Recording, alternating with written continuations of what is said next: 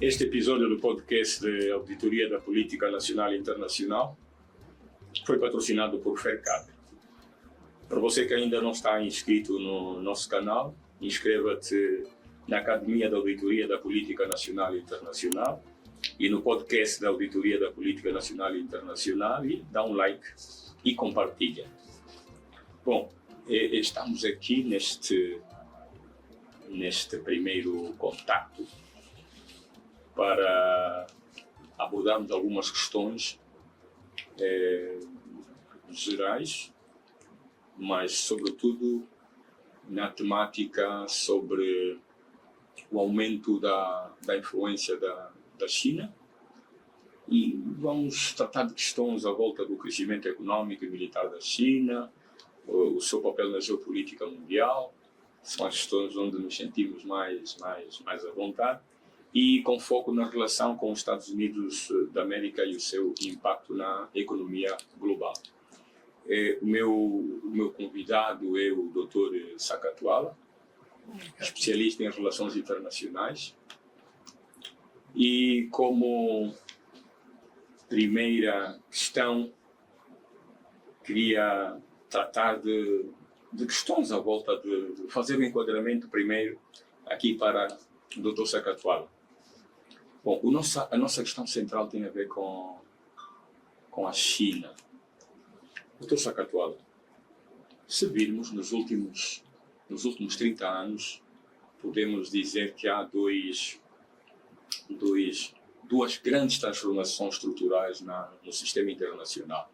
A primeira tem a ver com a implosão da União Soviética, se quisermos o seu declínio, e com a ascensão, digamos, naquele momento, de forma, se quisermos, até unipolar dos Estados Unidos da América. E a outra, a segunda, vem praticamente, sim, nas últimas décadas, tem a ver com a ascensão da China e com uma mudança, se quisermos, do centro de gravidade, que na altura era entre os Estados Unidos e a União Soviética, baseado sobretudo ou na parte europeia e asiática, já que a União Soviética era um Estado transcontinental, mas que agora o centro de gravidade mudou para a região do Indo-Pacífico, e com tendência de uma crescente de um crescente conflito, se quisermos, também de matiz bipolar entre os Estados Unidos e a China. Queria direcionar a nossa questão em questões ligadas aos aspectos econômicos primeiro, também nas questões militares, e depois ver como é que e depois no final podemos ver questões ligadas às questões de segurança. Mas assim, em guisa de introdução, o que é que se lhe oferece dizer sobre essa questão? Muito obrigado, Dr. Lourenço, grato pelo convite. Falar da guerra econômica entre os Estados Unidos e a China que aparece como um Estado emergente que pode possivelmente criar esta bipolaridade. A China vem mostrando ao mundo que também está preocupada em ter um espaço, sobretudo econômico. E isto preocupa os Estados Unidos da América. Tanto é que nos últimos dias temos assistido às tarifas acrescentadas sobre o presidente Trump, né? Ele acrescenta as tarifas por causa mesmo deste medo da ascensão da China. Porque a China vem trazer uma outra dinâmica na arena internacional, sobretudo a dinâmica econômica. Bem que sabemos que o econômico pode sobrepor-se ao político. Então, a China, neste momento, está em uma boa posição, porque vai crescendo cada vez mais e vem ainda outras potências. Já não podemos falar tanto do Japão, falar de Alemanha, mas o posicionamento da China, no momento, vemos também como é que Trump impõe as sanções. E isto tem grande significado e grande impacto a nível internacional, sobretudo impacto econômico. Vimos na semana passada, houve ainda ali uma negociação sobre a redução das tarifas. Os Estados Unidos, que estava em 145%, pretende baixar para 30%, e a China pretende baixar para 10%, com 125% das tarifas. Bom, parece-me que o que se vem dizendo sempre e nós compreendemos isso é que numa guerra comercial não há vencedores, todos somos perdedores. Mas nessa questão econômica queria ainda ressaltar o facto de vermos as questões à volta da exportação e da importação. Por exemplo, os dados atuais mostram-nos que a China tem uma participação de cerca de 15% a nível daquilo que são as exportações mundiais. É muito para um só país, para um só Estado. Quanto às importações, a China é também um dos maiores importadores, sobretudo de commodities, os casos de petróleo, produtos agrícolas e uma vaga interminável de minerais, incluindo até os estratégicos e até as chamadas terras raras. Bom, isso também pode acabar por ter algum impacto depois no preço desses produtos. Essa posição dos Estados Unidos da América, será que o presidente Trump estava consciente de que uma guerra comercial não há vencedores, não é? E por que essa estratégia dos Estados Unidos? De impor as tarifas até um nível quase que impraticável para não existir comércio mesmo entre os dois Estados? Para Trump, possivelmente, foi estratégico em acrescentar as tarifas, mas de certeza que não daria certo porque, como o Dr. Lourenço diz, que nesta guerra não há vencedores, somos todos perdedores. Trump impõe tarifas elevadas à China, mas o mundo é que sofre, porque sabemos quem é a China na arena internacional, em termos de importação e exportação. A medida não foi bem tomada por parte de Trump, até porque os empresários norte-americanos também sofrem com isto. E vejamos que muitas empresas que estão na China são de empresários americanos.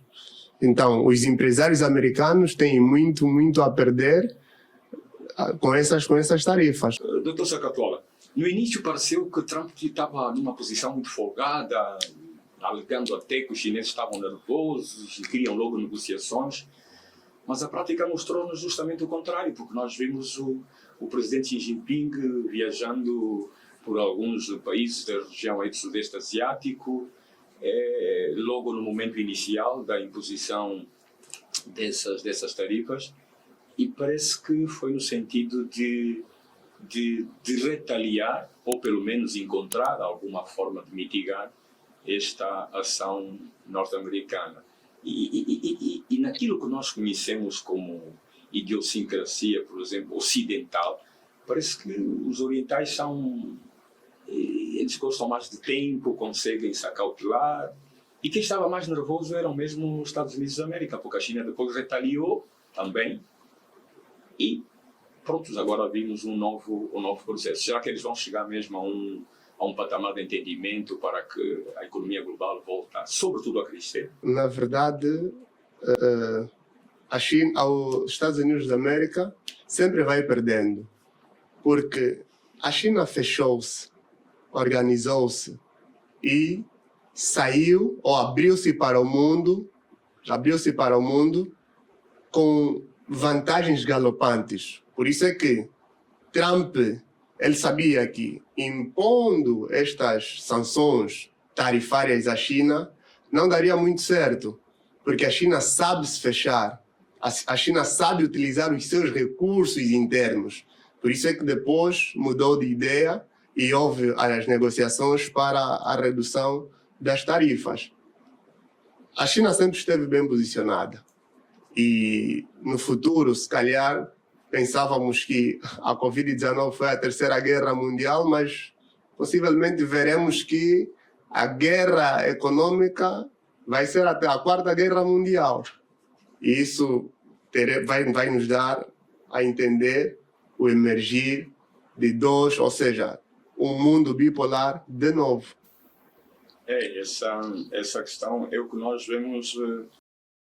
Agora, nós acompanhamos, durante muitos anos, mais de 40 anos, tivemos a Guerra Fria e parece-nos que estamos voltando outra vez a uma nova Guerra Fria, só que desta feita muda um dos atores, já não é a União Soviética, mas sim a China. E voltando ainda a essa temática, Dr. Sakatoala, também vimos que parece que houve um efeito, não sei se já estava previsto pela administração norte-americana, mas houve um efeito contrário, porque os dados oficiais vieram mostrar que no primeiro trimestre deste ano houve uma recessão na economia norte-americana e que terá sido provocada também em parte por causa das tarifas impostas à China. Terá sido também este um fator que fez os Estados Unidos recuarem e pressionarem justamente as negociações para que se chegasse a algum entendimento com a China? Sem dúvidas, porque o crescimento econômico de um país é um elemento muito importante. Então, Trump viu um perigo no seu crescimento econômico. Então, não teve como não haver recessão nessas políticas tomadas sobre as tarifas. Voltando, e ainda no âmbito dessa questão da extinção da China, venho agora ver a questão dos acordos comerciais. No âmbito do projeto da Rota da Seda, que parece que no pós-Covid terá diminuído um pouco de algum ímpeto, a China tem um conjunto de acordos com cerca de 140 países e isso vem marcando a sua participação muito forte, pelo menos do ponto de vista geopolítico. No caso, o que lhe parece? Qual é a sua opinião à volta disso? Como é que o Ocidente vai tentar contrarrestar esta ação, esse impacto, esse predomínio da China, sobretudo em países da África, da América Latina e até do Sudeste Asiático? Quanto a esta questão da Rota da Seda, é muito importante. Por quê? Porque a Rota da Seda é muito importante para a economia chinesa, porque a Rota da Seda não é simplesmente um projeto estrutural ou um megaprojeto, mas também é um elemento que a China tem para se firmar diante do mundo no cenário econômico, sobretudo econômico, porque a Rota da Seda vai contornando ali a Europa, a África, e isto dá notoriedade à China, bem que poderão surgir atores a contraporem esta ideia da Rota da China, ou a sabotarem a Rota da Seda, melhor dito, ou a sabotarem a implementação dessa mesma rota. Vemos que a nova Rota da Seda já é inspirada na antiga Rota da Seda, existente previamente. Então, é mais um elemento estratégico que a China tem para se firmar diante da arena internacional. Então, os impactos são visíveis e serão visíveis, pese embora reduzir um bocadinho com a Covid-19, mas mesmo assim, a China foi o maior exportador das máscaras, álcool gel e tudo mais, utilizando ainda também a Rota da Seda. Dr. Sakatoala, ainda no âmbito dessa questão mesmo, da extinção da China, um ponto também assente e que queremos trazer aqui para análise é a questão ligada às tecnologias e à inovação. Nós vemos como é que a China vem sendo pioneira e até com bastante protagonismo nas questões ligadas, sobretudo, às energias renováveis, à produção de baterias de lítio, que são uma grande fonte, sobretudo, para os carros elétricos, inteligência artificial. Como é que vê esse confronto entre a China, a sua capacidade de imposição com relação aos Estados Unidos da América e ao Ocidente, de forma geral? Talvez já não aquilo que chamávamos de Ocidente alargado, como disse a presidente da Comissão Europeia, Ursula von der Leyen, que este Ocidente alargado, pelo menos na dimensão que conhecíamos antes da guerra, ou antes da ascensão da administração Trump, já não existe. Mas pronto, Estados Unidos e o Ocidente, como é que fica essa contraposição com relação à China? A China é uma potência emergente em termos de tecnologias. Produtora de smartphones, produtora de energia renovável, produtora de muitos elementos tecnológicos. A China sai simplesmente a ganhar na arena internacional. Por quê? Porque Estados Unidos não tem como fazer face à China em matérias tecnológicas. Vamos ver ali a mão de obra da China. O know-how que a China tem. Então a China está um passo adiante com os Estados Unidos da América. A China tem muitos elementos para deixarem os Estados Unidos preocupados. Um outro elemento que podemos aqui citar é a política da moeda da China. A China quer expandir o yuan, que é o dinheiro da China, para fazer face ao dólar, sobretudo nas transações. E os Estados Unidos também está preocupado com isso. E se isso daqui a mais 2 anos ou 3 anos pega, não veremos mais uns Estados Unidos galopante como vemos hoje. Eu queria trazer agora outra questão importante, e penso que nisso também o Dr. Sakatuala estará muito à vontade. Tem a ver com as questões de segurança. Penso que aqui podemos nos alongar um pouco mais. E parece que a ascensão da China vem trazendo um conjunto de questões que já estamos, digamos, habituados a ver isso no cenário internacional. Podemos buscar isso, se fizermos uma análise do ponto de vista epistemológico, tem a ver com a questão das regularidades.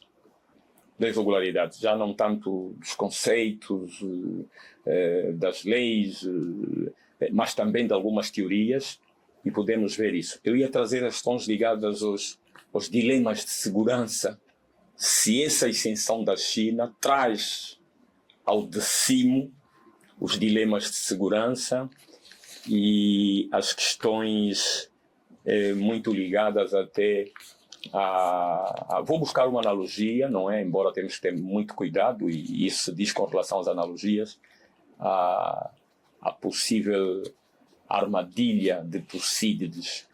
Mas veja, quando nós analisamos e buscamos as irregularidades, é no sentido de ver que há eventos que ocorreram na antiguidade, mas que, afinal, nós, hoje, em pleno terceiro milênio, 2025, ainda continuamos a analisar esses fenómenos de alguma forma, do mesmo modo como se analisava lá no passado, embora, naturalmente, com um contexto e cenário completamente diferentes.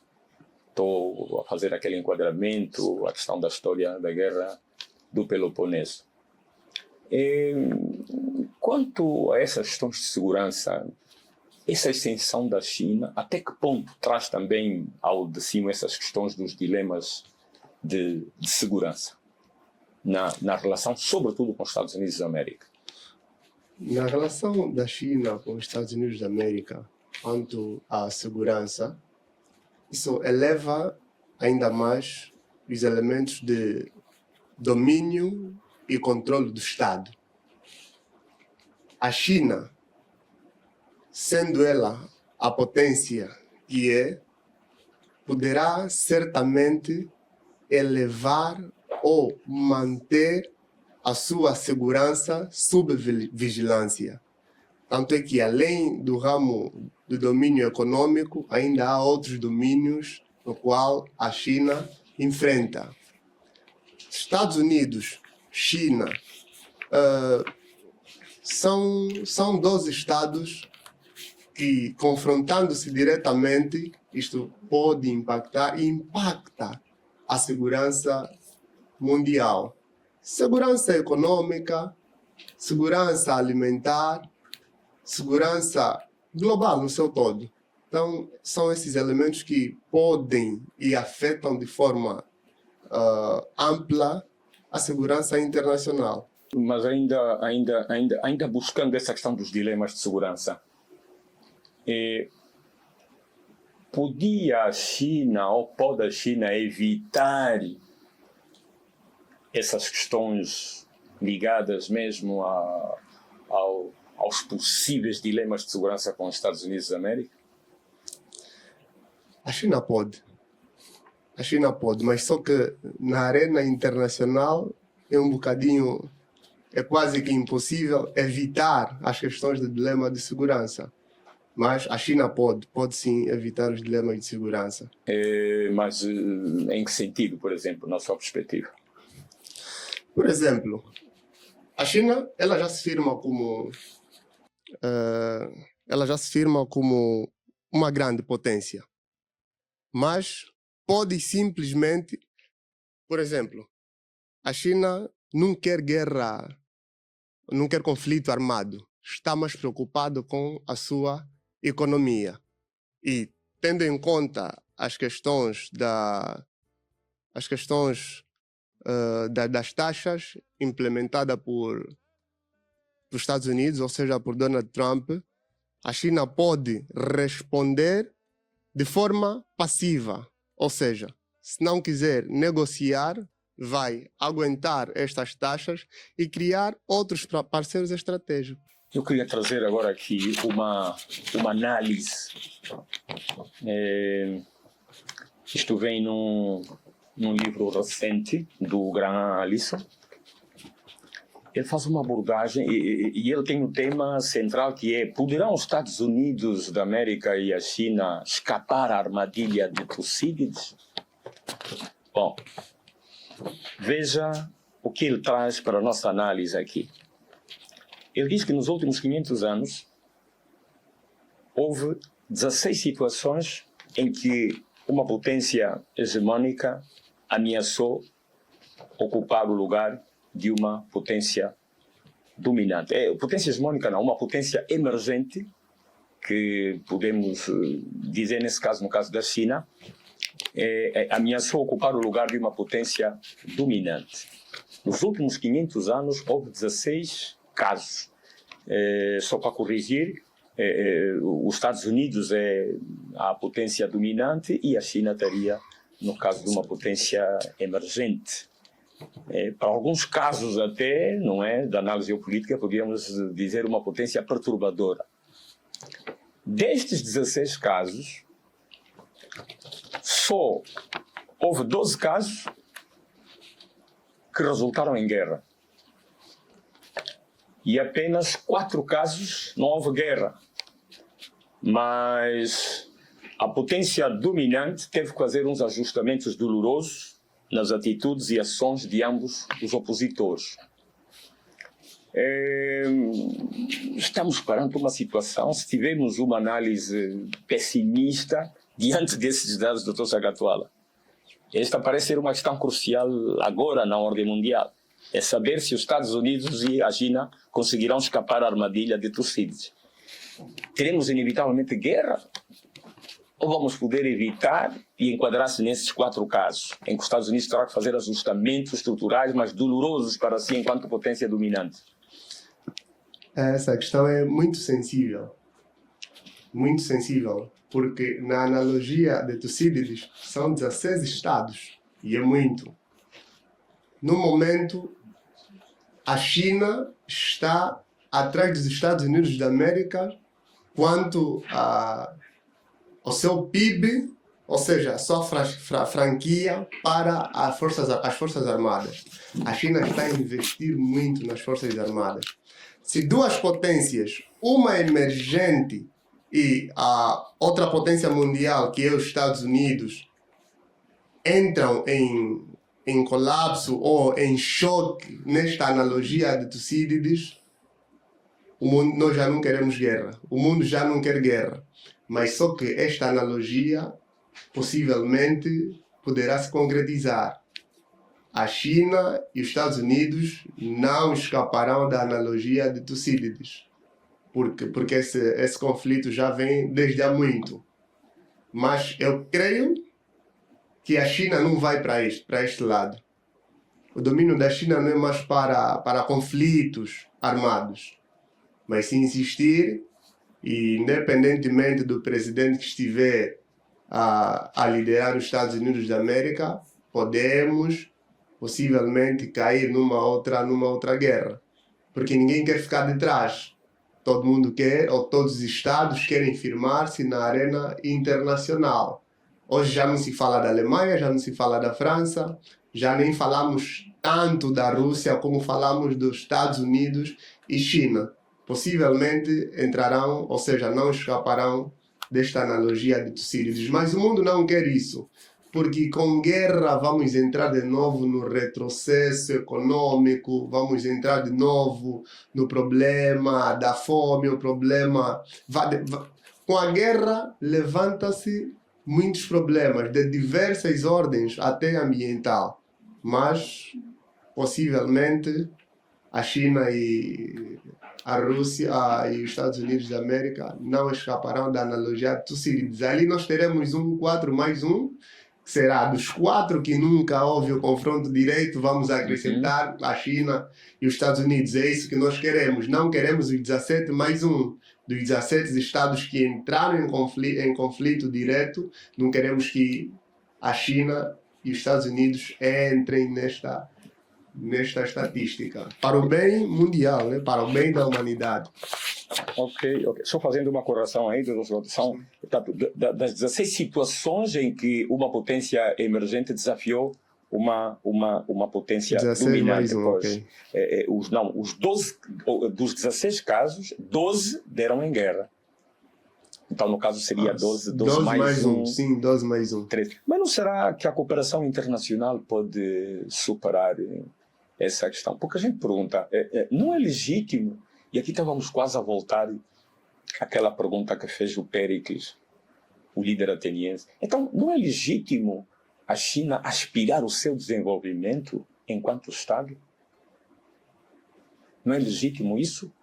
E se em algum momento essa questão do desenvolvimento de um Estado colidir e situar-se nas questões ligadas aos dilemas de segurança, não será que hoje, no âmbito da cooperação internacional, podemos superar essa clivagem que pode existir? É legítimo. É legítimo porque os Estados são soberanos. Os Estados são soberanos.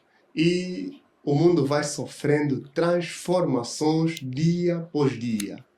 Porque todo Estado deseja o seu desenvolvimento. Mas o problema é político. Estados Unidos quer se firmar e quando aparece um outro Estado mostrando a sua hegemonia ou o seu poder econômico contra os Estados, até não contra os Estados Unidos, mas aparece apresentando o seu poder econômico, os Estados Unidos fica preocupado, mas é legítimo e todo e qualquer Estado pode lutar para o seu desenvolvimento econômico. Todo e qualquer Estado deve lutar para o seu desenvolvimento econômico, independentemente das posições internacionais, os prós e os contras. Visto que a China desenvolveu-se, possivelmente nem tinha a ideia de que seria uma potência emergente, mas logo apareceu. Esse é o efeito também da globalização. A globalização nos traz isso, que cada dia que passa, um ou outro Estado vai se firmando na arena internacional. É isso. Então, a China tem que aceitar a sua posição de desenvolvimento, confrontá-la e vamos ver quais serão então os cenários prospectivos, mas auguramos, não é, que não seja mais uma das estatísticas negativas, seria a 13ª vez então com uma potência emergente, ou que o surgimento ou enfrentamento ou desenvolvimento de uma potência emergente ia pôr uma potência dominante numa situação mesmo de guerra. Bom, quero agradecer a presença do Dr. Sakatuala e esperamos contar consigo aqui noutras noutros episódios aqui do nosso podcast de auditoria da política interna e internacional. Ok.